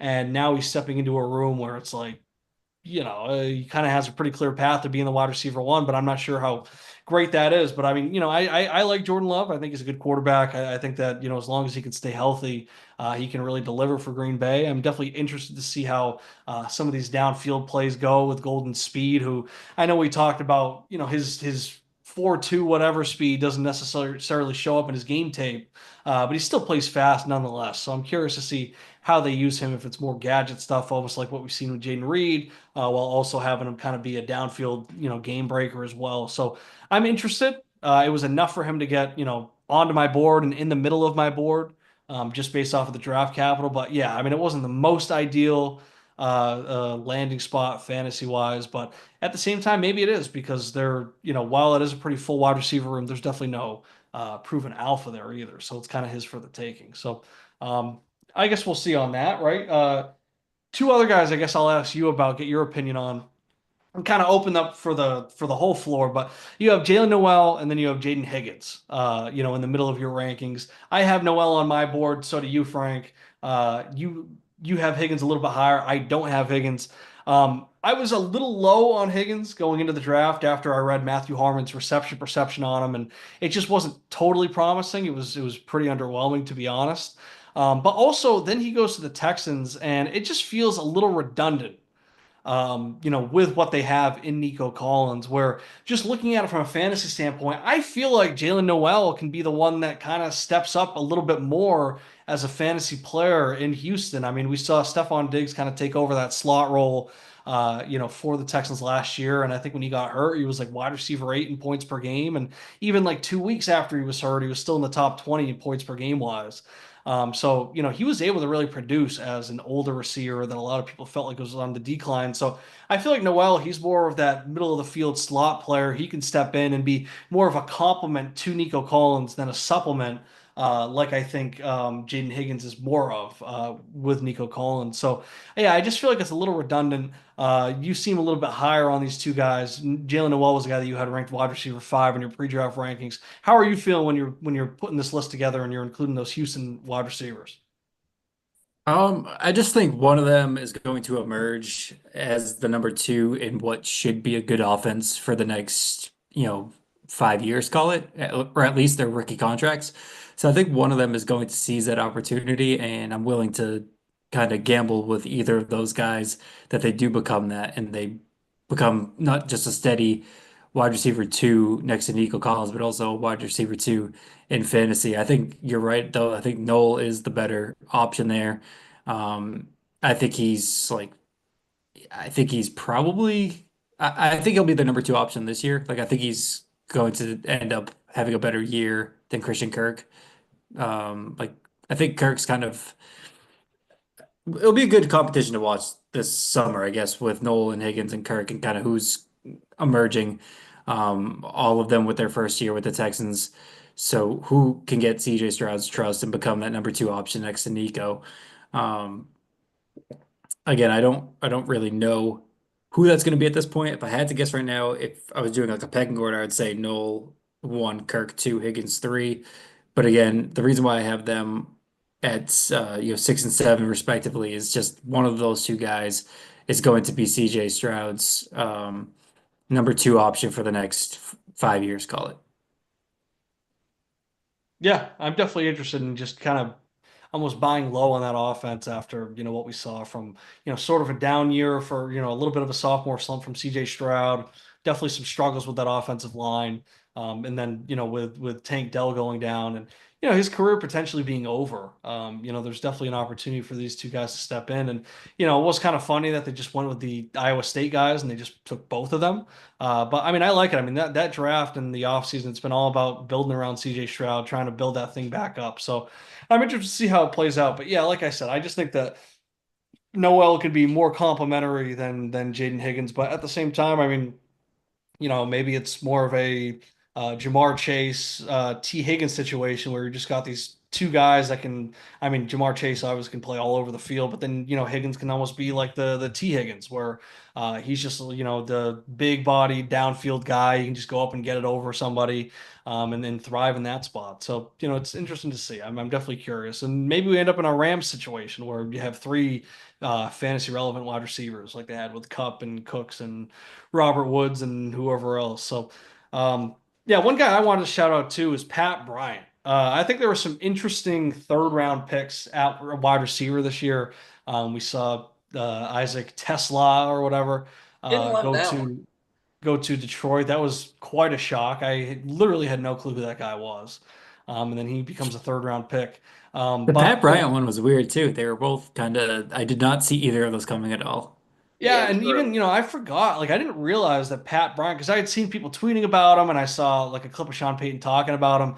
And I just assumed he was a day three guy. But the fact that he got third round capital, I do think is interesting. I mean, it's not like a total hit spot. He kind of falls outside of the window. I saw something on Twitter where it was, uh, wide receivers taken in this range of the NFL draft versus running backs taken in this range. And, their, their hit percentage of 10 plus, 12 plus, 14 plus point per game seasons or whatever. And, of course, it's a much bigger window for those day two wide receivers than it is those day two running backs. But, I think Pat Bryant falls outside of that. I'm not totally sure. I'd have to double check on it. But I mean, Sean Payton seems really into him. And, he talked about how watching his tape, he saw a lot of Michael Thomas in him. Just seeing Sean Payton get really excited about a guy and maybe reach on him a little bit to take him. It's definitely something that gets put on my radar. So, I had to put him 10th on my rankings, and we'll see. I mean, Sutton's still there. My guy Marvin Mims, he was fantastic for the last 4 to 6 weeks of the regular season. He was putting up double-digit points, scoring touchdowns, all that. So we'll see what type of offense they're trying to put together. I mean, they brought in Evan Ingram, they drafted the running back. So there's definitely a lot of mouths to feed, but at the same time, I think that there's plenty of opportunity for guys to kind of step up and claim some of those touches. So, um, I don't know. Anybody else, Frank? You got any other receivers you want to talk about? Um, this is back with the Higgins and Jalen Noel thing you were saying earlier. Yeah, I think Higgins actually might in the pros end up being like a more of a big slot guy. So I interesting. don't think he'll end up being that redundant with Nico. Interesting. Yeah. I mean, and it could be one of those. I mean, of course, they brought in Christian Kirk, and yeah, I just feel like, they didn't give up a bunch to get him. It wouldn't shock me if he was totally irrelevant, almost like what Robert Woods was, has been since he's gone to Houston. Feel But, that. just one of those veterans that they just go to the team, and it's kind of like we just kind of never hear from them again. But, yeah, I mean, I do feel like they were getting more production, more consistent production out of that slot role with Diggs than Tank Dell, who he was getting the big plays and he was able to put it together. But Tank Dell was very clearly the wide receiver three when all three guys were healthy. So yeah, maybe it's more of one of those where we shouldn't try to predict necessarily who's going to be in what role, but we should be looking for who's going to be in that slot role, who's going to be taking over that Diggs role, because that might just be the money spot in Houston as the wide receiver too. So whether that's Higgins or whether that's Noel, whoever that ends up being, that might just be more of what we want to invest in instead of trying to pick a specific player and hope that they kind of fall into touches. So, Amaral, you got anybody else? Um, no, I don't think so. All right, let's push it over to tight end. Um, all right, let me just look at the top rankings. Was I the only one that? All right, so we both, Amaral, you and I both, we did flip at the top two. I'm assuming you're kind of like me, where it's one, Loveland was the first tight end off the board, but then also he ends up in what feels like could be a perfect situation with Ben Johnson in Chicago, where we've seen Ben Johnson be picky with his tight ends, right? They got Hawkinson out of there, and then they went and they drafted Laporta. Of course, now they use their first round, their 10th overall pick to get Colston Loveland. So, I just had to make that flip, I mean, I still tier the two together. Tyler Warren, it wasn't necessarily an ideal landing spot in Indy. One, there's questions about the quarterback play, but then also there's Pittman there, there's Josh Downs there. Alec Pierce came on last year. They used a second round pick on AD Mitchell. So there's definitely a lot of mouths to feed, but I will say I'm still high on Warren. I saw the video of when they made the pick, and Shane Steichen was laughing like a maniac. They were hyped to get him. They were like really excited to get him. So it feels like they went out and they actually got their guy. So that's definitely something that gets put on my radar. I find that interesting, and I definitely put some value into that. So it's more of just a minor flip. It's still a 1A, 1B thing for me. Of course, as you can see, I have them tiered together, but yeah, I mean, Loveland just I'd consider a better situation, slightly better draft capital. I had to give him the respect and put him as the tight end one. But I'm more interested in this tight end three spot because I had Harold Fan in there. I'm really interested in his tools. But Mason Taylor is stepping into a really interesting situation where he could be the second most targeted player on that team. I mean, it could just end up being Brees Hall out of the backfield, but as a pass catcher, as a wide receiver tight end, Mason Taylor could be the second target on that team, stepping into a lot of targets. He's competing obviously behind Garrett Wilson, but he's going against who? Malachi Corley and Alan Lazard. I'm not too impressed by that. So, just based off of opportunity, plus I was pretty Fair into point. Taylor. I mean, of course I ranked him fifth and I had him in that tier three, but the guys that I shouted out on my list were guys that I thought could be, fairly fantasy relevant to some extent. So seeing him step into that situation, they need a pass catcher. They're bringing over guys from the Lions, and we know that they value the tight end in their offensive system. So I'm interested in the opportunities that could come from Mason Taylor. Plus, he's got the NFL bloodlines. Joy Taylor's is on. I'm interested in that. And then one other, I guess I'll just keep it rolling with my guys. But in this tier as well, I mean, I bumped Arroyo down a couple spots. Terrence Ferguson was a guy that I did not have on my radar going into the draft, but coming out of it, how could he not be, right? I mean, one, I still keep Harold Fannin out there, best tight end in college last year. I don't care that he played in the MAC. He was unbelievable against top 25 and Power Five talent. He shined in those two games.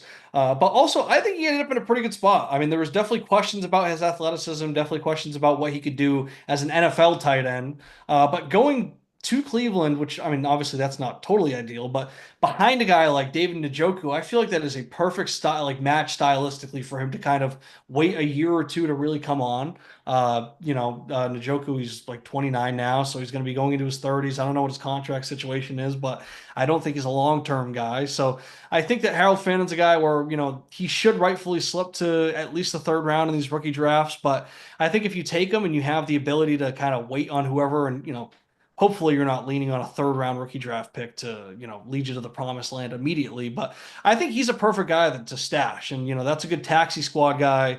Or if you just have the bench space, just a guy that you can sit and wait on, and let him kind of learn behind a guy that I think has found success with similar tools to what he brings. And then Terrence Ferguson. I mean, we heard rumors that the Rams are trying to get aggressive and trade up and try and get one of those tight ends, whether it was Warren or Loveland. Obviously, they were not able to do that, but then they used a high draft pick on a guy that I don't think was on a lot of radars in Terrence Ferguson. And yeah, I mean, he's in kind of that same tier with Fannin where I don't expect him to start right away. I think that they do like Tyler Higbee, but Higbee, he had a really bad knee injury that he came back from last year. He's old himself, and he's also not, some elite talent. So, I think Ferguson's just another guy where, you can probably get him in the third round of these rookie drafts. Just take him, tax him if you want to, and, wait until next year or 2 years from now. And I think he could give you a pretty good return on that pick. But Amaral, I wanted to come to you because you're the guy. I mean, you have 10 tight ends on your list. You've been consistent with that. You've had more names to throw out there. You had Gadsden, and you might have shouted him out. I don't remember on our pre-draft show. He went to the Chargers, right? I'm thinking of the right guy. Yeah. The Chargers, they do not have that great of a tight end room, and I think a lot of That's what people. Will Disley, I think, right? Yeah, so Yeah. I think a lot of people had them circled as a team that could be looking at a Colson Loveland with the Michigan tie to Harbaugh, or just Tyler Warren, Big Ten. He plays tough. I could definitely see him as a culture fit with what Harbaugh's bringing. they didn't go that direction. They didn't go that path. They went first round running back. But then they end up bringing in this Gadsden kid, and he's got NFL bloodlines as well. Um, I think it's interesting. I mean, I was watching him a little bit. I will say I'm not too caught up on him, but this is a guy I saw on Twitter, and just seeing that he has that opportunity in that tight end room, it definitely interested me. So he made it on the list. You had him on pre-draft. You still have him on there post-draft. Do you have any more intel on him? Not a ton. I mean, I kind of like this tight end class, honestly. I only moved him down because Ferguson and I just had to move up after the Rams took him. Seems like the Yeah, Rams are pretty excited to take him. Um, with their that he was their first pick in the draft, right? I Ferguson was the believe first pick for so. the Yeah. Rams. Yeah. So I just liked Ferguson's landing spot a little bit better. But I think those top eight guys are all pretty talented. I think Helm is a guy that would have gone earlier had he not tried to run the 40 on a sprained ankle at the combine and ran like a 4.8 or whatever he ran. Yeah, it was So I almost think a Helm's a good, 5. what was it? I said it was almost a 5. Almost a 5. Yeah, it was awful, but I don't know why you would possibly run on an ankle injury. But I think like he was a really good player at Texas. So I think he'll be a good pro eventually. But I'm a fan of the tight end class, and I honestly feel like tight ends forever were looked at tight ends were not going to be guys that would produce immediately in the NFL. But I think that learning curve has kind of lessened at the position, and I think we're just going to continue to see these guys produce right away. Like obviously, Brock Bowers is probably the best tight end prospect in the history of the NFL draft. Um, but we've seen Bowers produce early. We've seen Laporta produce early. Even guys like Tucker Kraft have produced early. So I think it's a lot of these guys are in a position where they're going to be able to be in that, top 10 tight end mix for fantasy in either the 2025 or 2026 season. Yeah, I mean, even Kyle Pitts sucks, and he had a 1,000-yard rookie season, and he broke the Yeah. rookie tight end record. So it's like these guys, especially if they have the receiving ability, can step in and they can be used as weapons. And yeah, Helm went to Tennessee, right? Texas. Yes. Yeah, Yeah. yeah, yeah. Oh, I mean, he went to the Titans. Like, he got drafted by them. gotcha. But yeah, I mean, like Chika is not like a guy that I think is going to hold off anybody with a shred of talent. So, I definitely and also Brian Callahan, he was able to, make random tight ends in Cincinnati like somewhat relevant, even if it was only for a few weeks at a time. But when he was the OC there, whether it was like Tanner Hudson or whoever the hell else that they would have there they'd always pop off for games. So I think that he's able to get a little bit more juice out of, guys, even if they're, sort of in the middle when we're talking about talent. So Helm is definitely a guy that I find interesting. And yeah, I do think that there were some scenarios where he could have ended up going higher. But I don't know. I don't have too much on tight ends. I don't know if you guys have anything else. Frank, you got anything? The one thing I want to add is Gadsden might have the best hands out of any tight end in this class. His hands are crazy. Catches everything. Yeah, I gotta watch a little bit more. I mean, I only saw like a brief highlight tape when I saw it shouted out that he's only competing with like Will Dissly this year. So I definitely have to do more research, and I'm sure once I do, there is an opportunity for him. Maybe not to move up my list, but maybe I can bump him into that tier, that next tier that I have some of the other guys in. I'm trying I'll to. also just add that like even number nine, like Mitchell Evans is whatever. But down to number nine with Thomas Fidone, like I think he went a little later in the draft, but he has like a really promising athletic profile and the production really didn't match it in college. But New York's tried repeatedly over the last few years to address that tight end position where like, Darren Waller they signed obviously. He retired, I think, earlier than they expected, and they added Daniel Bellinger, and then last year they added Theo Johnson. So they've tried to address this position in the draft, and he's kind of the latest guy that they've taken, and I think he's in a pretty good spot. Like I think that's a pretty wide open competition for that tight end one spot in New York this summer. Yeah, definitely. I mean, yeah, it's definitely spots like that that I'm interested in looking more into. But All right. Two more guys I wanted to shout out. I had notes that I had forgotten to come back to. Cam Miller, quarterback out of North Dakota State.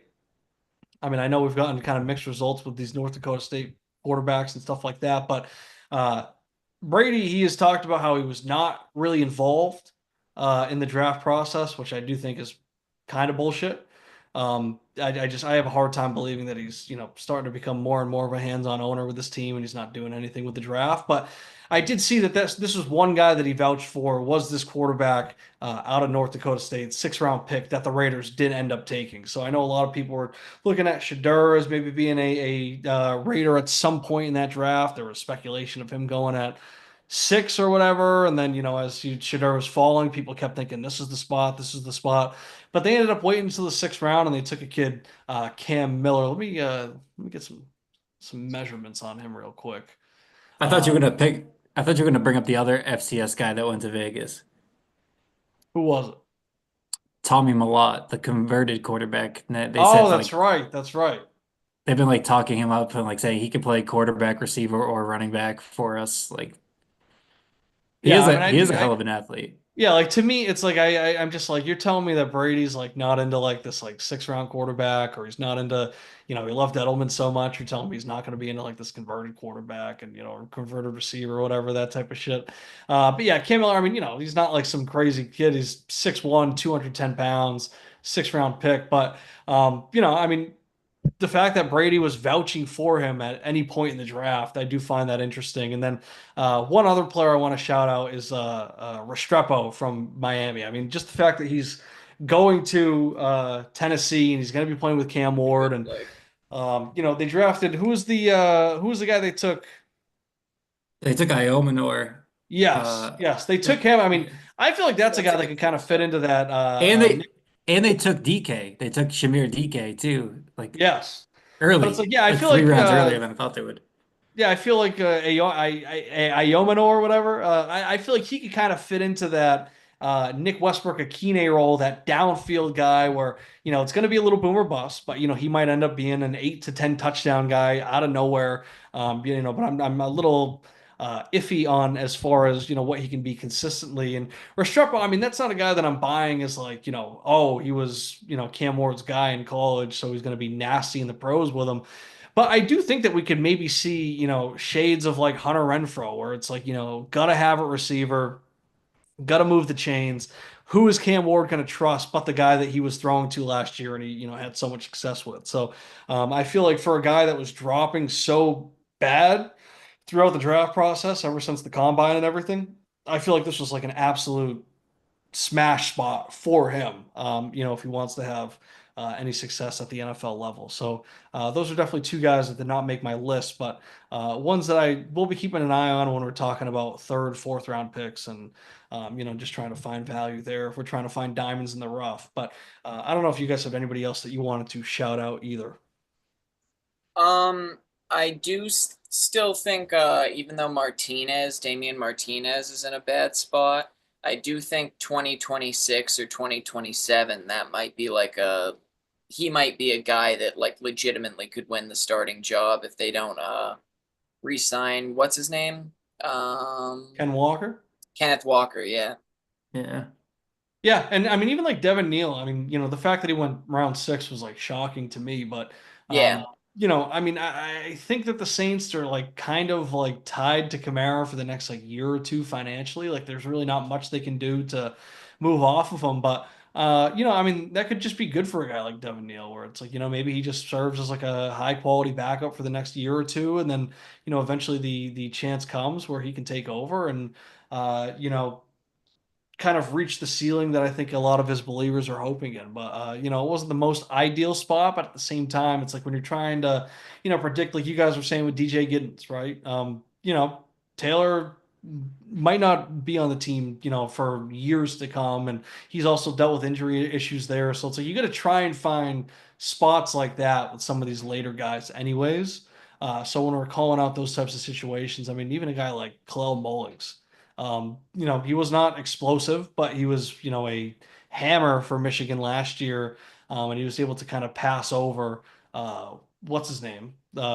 the guy that was on the cover. He had the big Edward, touchdown. Donovan Edwards. Yeah, Donovan Edwards. And where did Edwards go? He's undrafted to the Jets. Jets. Yeah, right. But it's like Mullings. I mean, I think Pollard, and maybe I'm biased, but like, I mean, I think Pollard can still be good for another year at least. I mean, he was 1,000 yard guy last year. He was, I thought he was pretty great, all things considered, when I felt like the consensus was so low on him. But it's another thing, like I was saying with Kyron Williams. You just got to start planning for, a year or two from now, where these guys might not be, around or at the top of their game. So trying to spot things. I mean, I feel like a guy like Mullings, you could do a lot worse than that. Just because, like, I don't think Spears is, panning out to the extent that a lot of people were expecting. When he first came out as a draft prospect, I feel like it's a little more wide open. So, trying to grab these day three guys, those are some guys that I kind of have my eye on. But yeah, I don't know if you guys have anything else. Um, Last thing I want to say is Loveland and Burden going to Ben Johnson's offense is so awesome. I love both those picks. Yeah, I mean Burns another guy that I kind of wanted to include him in that Ibuka tier where maybe he's not a day one contributor because it is still a lot of mouths to feed. But I mean, I will say Ben Johnson's talked about no block, no rock. He's made some other comments that feel like they're very pointed at DJ Moore. I called that out last year. I was a DJ Moore owner and just watching him play. I just don't think he really fucks with the team. Like I think that he's not totally sold on Caleb Williams, and that might not be a skill thing. It might just be like a personality thing. I mean, DJ Moore is like a father of two, and he's a family man, and Caleb Williams is just like a silly boy, and he's like just weird. Like he's just like a strange cat. So it's like I think that there were times where both DJ Moore and Keenan Allen were like, they just feel like kind of old guys playing with a bunch of kids. So I wouldn't be surprised to see DJ Moore end up on a different team, maybe not during this season, but, after the year or something. It really would not surprise me. So, a guy like Luther Burden could be more of like a play for 2026 or, the second half of the season. But I mean, I still think Rome Odunze is very good, but that's not a Ben Johnson pick. And, he went out and he grabbed Colson Loveland, and then he used a second round pick on Luther Burden. So it seems like Ben Johnson can be very particular with who he has in his offense and who he gives the ball to. So those are definitely two guys, both of them, that I'm very interested in because if you're a Ben Johnson believer, then how can you not be, right? Especially since I think they're going to tailor that offense to be really mostly short passing because Caleb really struggled at everything else. And those guys they kind of make their money in the first like 10 yards. You know what I mean? Like Yeah. short game, yards after catch, that sort of stuff.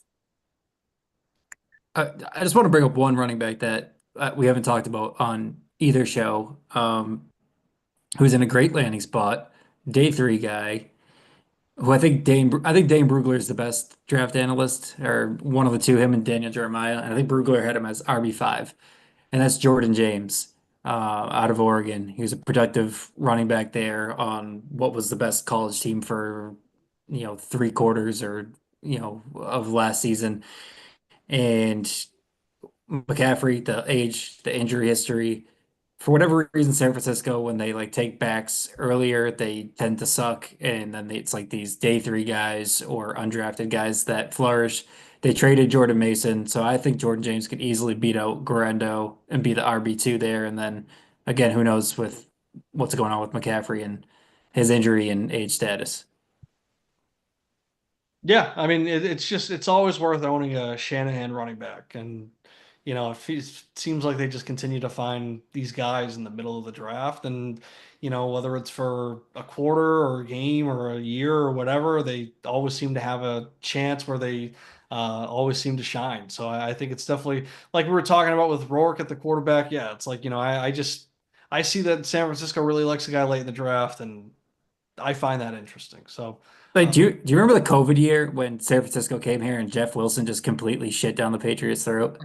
Yeah, Like, it is wild. They yeah, just it's like always these if they fucking did, they random made running like a backs. you could almost do like the Cleveland Browns quarterback jersey with running backs that had like at least one big game for the Niners. Over like the last like decade, ever since Shanahan took over. But it's like, even like Raheem Mostert was unbelievable in San Francisco, but he would always get hurt. And then, but he was just like a random guy that was like never on the radar. And then, of course, he goes to Miami where he's playing in a Shanahan system again, and he ends up leading the league in touchdowns. So it just seems like that is very, for some reason, the way that they play, and I guess maybe it's the way that they scout, they just find the perfect guys for that system. But all right, anything else? But they can't draft him is what I find weird. Like they took uh Terrion Davis Price Yeah, like early, and who's the other one? Who's the one that went in the first round of this league before I was in it? Somebody went at like 108 and he completely fucking flopped.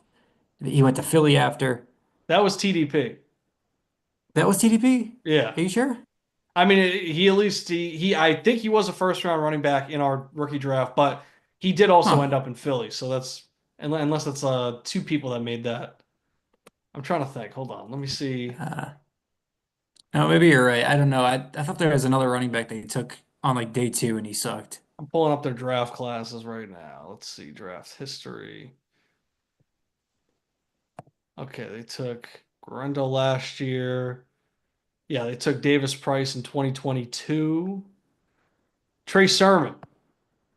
Trey Sermon. Yep, Yeah, that's who so it they is. actually they actually did have two guys flop and then go to And Philly. they took Trey Sermon first.